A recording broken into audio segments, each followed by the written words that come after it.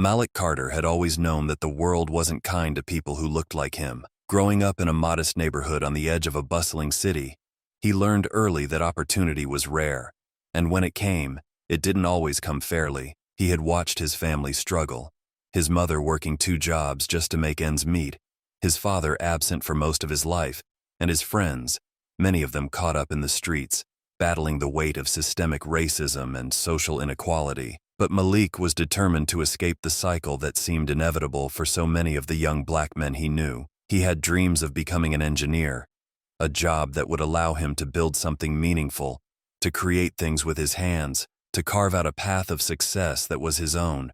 He was bright, hardworking, and committed. Every day after school, he'd spend hours studying, applying himself as best he could to make a better future. He had seen the way society judged people like him, but he refused to be defined by it.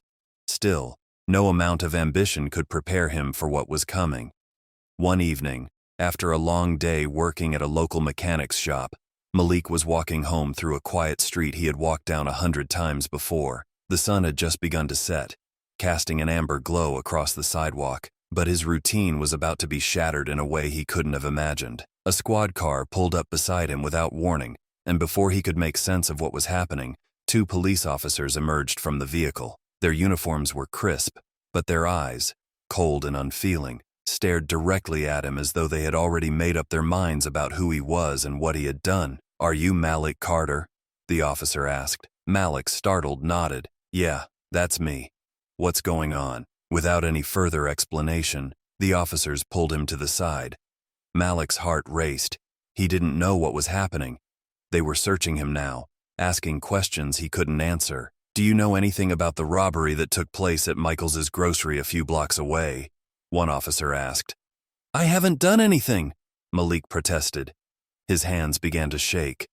"I don't know anything about a robbery. I was just walking home from work." The officers didn't listen. They had already decided what he was. Before Malik could explain himself any further, they slapped handcuffs on him and shoved him into the back of their car. The more he protested, the more they ignored him, dismissing his words as irrelevant. His heart was pounding now, not just from fear, but from the realization that his life had just taken a drastic turn. They didn't care about his side of the story. He fit the description, and that was enough. The next few hours were a blur. Malik was booked into the station, then sent to jail. It was his first time ever being arrested, and the reality of it was almost too much to bear. He didn't belong here. He was innocent, but no one was listening to him. The evidence, if it even existed, was irrelevant. His entire life was being judged based on his skin color, not the facts of the case. By the time his trial began, Malik's fate had already been decided. The prosecutor painted him as the face of crime, using his youth, his race, and his supposed criminal history as the foundation for their case. The witnesses who had supposedly identified him were vague at best, but the jury didn't care. In a world where black men were often presumed guilty, Malik was no exception. His lawyer tried his best to defend him, pointing out the lack of real evidence and the numerous holes in the prosecution's case. But it didn't matter. The prosecutor's arguments, laced with racial undertones, were all the jury needed to convict. "Your Honor, we find the defendant guilty as charged," the foreman of the jury declared. Malik's chest tightened as the words echoed in the room. He felt a flood of emotions: disbelief, anger, fear, helplessness, but most of all, a deep, guttural sadness. He was innocent, but it didn't matter. The system had failed him. The judge didn't hesitate. "I sentence you to life in prison, without the possibility of parole," he said. The world seemed to fall away. For a moment, Malik couldn't breathe. His thoughts became a tangled mess. But one thing was crystal clear. His life, the future he had worked so hard for, was gone. The weight of the sentence felt crushing. He had hoped that justice would prevail, that the truth would set him free. But instead, the lies and the biases of others had stolen his freedom. As the gavel came down, Malik was led away in chains, his head low, his heart heavy. The injustice of it all felt suffocating. How had this happened? He thought of his mother, his sister, his friends. How could he explain this to them? How could they understand that he had done nothing wrong? He had always worked hard, stayed out of trouble, followed the rules. And now, the rules had failed him. The first months in prison were a nightmare. Every day was a struggle to survive, to hold on to the person he had once been. The cold concrete walls seemed to close in on him, and he could feel the darkness creeping into his soul. He was surrounded by men who had committed real crimes, but many of them were like him, wrongly convicted, waiting for a chance to prove their innocence. Prison, Malik realized, was a place where hope went to die. At first, he tried to numb himself to the reality of his situation. He spent most of his time in his cell, avoiding contact with others, lost in his thoughts. There were days when he wondered if he would ever see the outside world again. There were nights when sleep eluded him, when the weight of his conviction pressed down on him so heavily that he could hardly breathe. But despite the overwhelming sense of hopelessness, Malik refused to give in. He had been wronged, and he would not let this define him. Every time the darkness threatened to consume him, he clung to the small flame of hope that refused to die.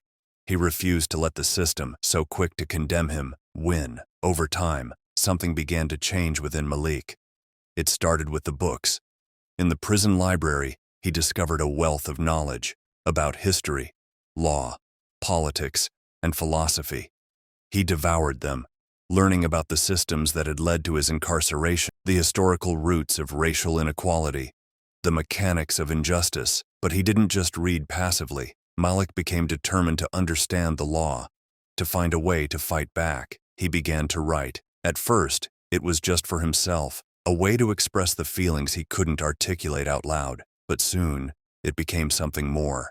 His words became his weapon. He wrote about his experience, the unjust conviction, the way the system had failed him. He wrote about the men he met in prison, their stories, their struggles, and the humanity that was so often ignored. He wrote letters to his family, to his lawyer, to anyone who might listen.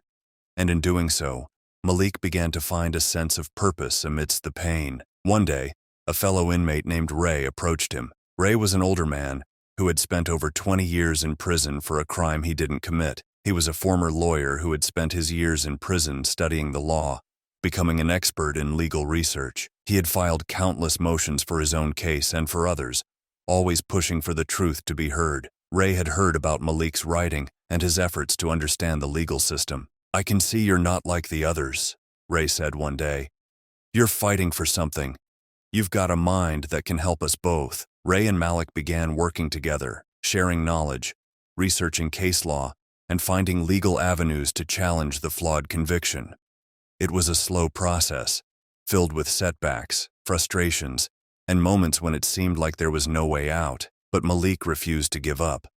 Ray had taught him that the law, for all its flaws, could still be used to uncover the truth. And with every step forward, Malik felt a sense of purpose that he hadn't felt since before his arrest. Years passed. The case against Malik seemed like a distant memory, but his determination never wavered. He continued to write, to educate himself, and to mentor others in prison who were caught in the same system of injustice. Slowly, a network of voices emerged, all fighting for a single cause: to change the system that had failed so many, and to ensure that the voices of the innocent were heard. Then, one day, a breakthrough came. Ray's connections, combined with Malik's relentless pursuit of justice, led to new evidence that was enough to reopen the case. Witnesses who had originally testified against Malik recanted their statements. New forensic evidence came to light that contradicted the claims made during the trial. With the help of a team of lawyers, Malik's case was finally brought back into the courtroom. When the judge finally spoke, it was with a clarity that Malik hadn't heard in years. "The court finds the defendant not guilty," the judge declared. For the first time in years, Malik felt his shoulders lighten. He was free. But as the shackles were removed, he realized that freedom wasn't just about walking out of a prison. It was about reclaiming the life that had been stolen from him. Malik didn't disappear into the shadows after his release.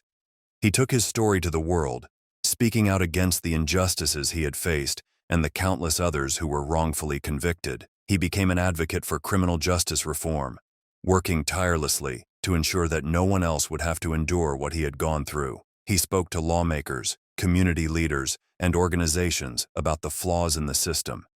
He used his platform to shine a light on the biases and systemic racism that still permeated every facet of the justice system. But Malik didn't just advocate for justice in the political sense. He continued to mentor those he had met behind bars, guiding them with the same wisdom that had guided him through his darkest days. Malik's journey had been one of unimaginable pain, but it had also been one of profound transformation. He had faced the very worst of what society had to offer, and yet, through it all, he had found a way to survive, to thrive, and to rise above it. He had been sentenced to life, but in the end, it was his resilience, his refusal to accept defeat, and his unshakable belief in justice that set him free. His story wasn't just a tale of a wrongful conviction. It was a story of the power of hope, the strength of the human spirit, and the unbreakable will to overcome. And in the end, Malik Carter knew this. Justice wasn't just about what happened in the courtroom. It was about what people did after the verdict. He had been given a second chance, and he wasn't going to waste it.